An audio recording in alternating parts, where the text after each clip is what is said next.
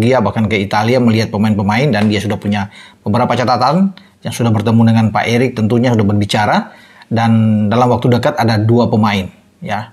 Dari kemungkinan 4 pemain ada 2 yang nantinya segera ya dinaturalisasi, segera untuk menjadi warga negara Indonesia, bermain untuk tim nasional. Tapi setidaknya ada 2 pemain lagi yang Pak Mali tidak menyebutkan ketika saya coba untuk menanyakan siapa-siapa tuh Pak untuk 2 itu. Oh, itu bukan karena dia, tapi itu semua ada di Pak Ketua Umum yang lebih tahu yang pasti. Dia bilang dia cuma memberikan kode, mungkin ada 2 lagi ya Bung Ropan yang akan datang. Sedang dalam proses, saya sudah bicara.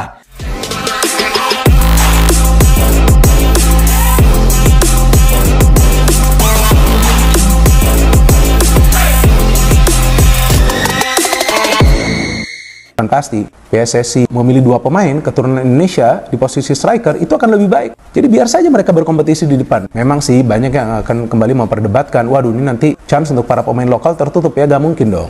Kalau ada pemain kita yang bermain di dalam negeri ini bagus, ya kenapa enggak mereka juga dimainkan seperti Rizky Ridho. Stabil kan performanya. Jadi selama bisa perform, menurut saya gak ada masalah. Tapi lain hal yang perlu kita pahami adalah suplai bola itu ke depan. Jadi jangan selalu kita salahkan striker. Memang finishing menjadi masalah, tapi suplai bola jika teman-teman perhatikan tidak selalu juga diberikan kepada striker, tapi diberikan dulu kepada para penyerang sayap. Nah, para penyerang sayap ini kadang-kadang terlambat juga mengambil keputusan untuk memberikan umpan. Gimana caranya striker tersebut bisa mendapatkan peluang untuk mencetak gol? Ian Madsen dan Pascal Struijk masuk radar naturalisasi. PSSI harus siapkan dana hingga 596 miliar. Langkah ambisius PSSI di bawah komando Ketua Umum Erick Thohir kembali menjadi sorotan publik sepak bola nasional dan internasional. Setelah sukses membawa beberapa pemain keturunan masuk ke dalam skuad Garuda, kini 2 nama besar dari kompetisi Eropa tengah dipertimbangkan untuk proses naturalisasi berikutnya, Ian Madsen dan Pascal Struijk. Keduanya merupakan pemain yang saat ini berkiprah di level tertinggi sepak bola Eropa dan dipandang memiliki kapasitas untuk mendongkrak kualitas timnas Indonesia secara signifikan. Namun, di balik rencana besar ini, ada tantangan tak kecil yang harus dihadapi PSSI. Proses naturalisasi pemain sekelas Madsen dan Struijk tak hanya memerlukan pendekatan diplomatis dan emosional, tetapi juga kesiapan dana yang besar. Berdasarkan laporan internal yang bocor ke media, total biaya yang mungkin diperlukan PSSI untuk menuntaskan proses naturalisasi kedua pemain ini bisa mencapai 596 miliar rupiah. Ian Madsen, pemain berusia 23 tahun, adalah jebolan Akademi Feyenoord dan PSV sebelum akhirnya menimba ilmu di Akademi Chelsea.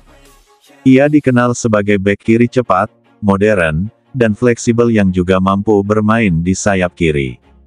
Madsen sudah mencicipi atmosfer Premier League bersama Chelsea dan sempat menjalani masa peminjaman di klub-klub seperti Charlton Athletic, Coventry City, Burnley, hingga Borussia Dortmund, yang memperkuat mental dan kualitasnya. Belum lama ini, ia turut ambil bagian dalam skuad Dortmund yang menembus final Liga Champions Eropa 2024. Sementara itu, Pascal Struijk adalah bek tengah yang memperkuat Leeds United. Lahir di Belanda dan memiliki darah Indonesia dari garis keturunan orang tuanya, Struijk dikenal sebagai bek dengan postur ideal 191 cm, kemampuan duel udara yang kuat, dan pemahaman taktik yang solid. Ia pernah dipanggil ke timnas Belanda untuk pertandingan UEFA Nations League, namun hingga kini belum tampil di laga resmi senior, yang membuatnya masih memenuhi syarat untuk berganti federasi ke Indonesia. Erick Thohir dan jajarannya memahami betul bahwa untuk menembus level tertinggi sepak bola Asia, bahkan dunia, timnas Indonesia harus memiliki pemain-pemain dengan standar internasional. Dalam beberapa laga terakhir, naturalisasi pemain seperti JIZ oleh Romeni dan Kevin De terbukti membawa dampak signifikan terhadap performa Garuda di lapangan. Dengan potensi lolos ke babak keempat kualifikasi Piala Dunia 2026 zona Asia dan Piala Asia 2027, perekrutan pemain seperti Madsen dan Struijk dianggap sebagai investasi strategis. Mereka tak hanya menambah kekuatan di sektor pertahanan, tapi juga menghadirkan pengalaman Eropa ke dalam tim. Mengapa biaya naturalisasi ini begitu tinggi? Ada beberapa aspek yang menyumbang tingginya anggaran yang harus disiapkan PSSI. Kompensasi klub dan gaji pemain. Untuk membujuk pemain kelas Eropa berganti federasi, PSSI harus mampu mengimbangi atau setidaknya mendekati nilai kontrak yang mereka terima saat ini di klub masing-masing. Gaji Madsen di Chelsea dikabarkan mencapai 2 juta pound per musim, setara 40 miliar rupiah, dan Struijk di Leeds United sekitar pound sterling 1,5 juta per musim. Bila PSSI memberikan kompensasi jangka menengah 3 tahun untuk masing-masing, maka angka totalnya bisa membengkak hingga ratusan miliar. Administrasi dan proses hukum. Biaya administrasi naturalisasi, termasuk pelibatan pengacara, notaris, penerjemah dokumen, serta pengurusan dokumen resmi di negara asal dan Indonesia juga memerlukan dana besar. Estimasi biaya administrasi mencapai 10-15 miliar untuk kedua pemain.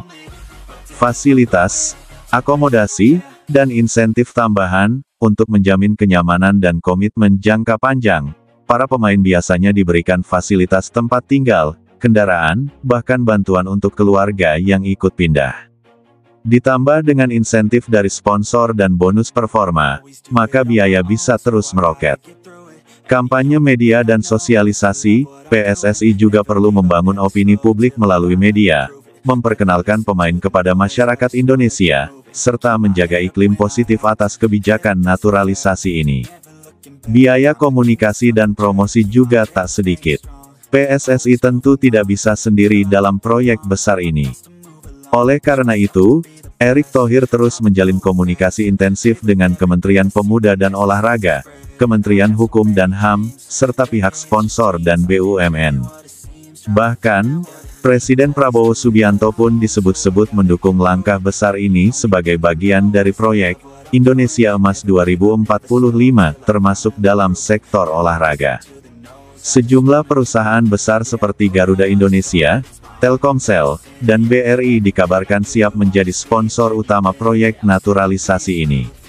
Mereka percaya bahwa pencapaian besar di sepak bola dapat mendorong nasionalisme, meningkatkan kebanggaan bangsa, dan pada akhirnya mendatangkan keuntungan ekonomi lewat industri olahraga.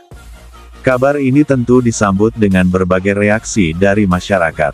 Sebagian besar pendukung timnas menyambut baik langkah PSSI. Di media sosial, nama Ian Madsen dan Pascal Struijk langsung menjadi trending topik setelah isu ini muncul. Banyak yang tak sabar melihat bagaimana kedua pemain ini bisa membela merah putih di laga-laga penting ke depan.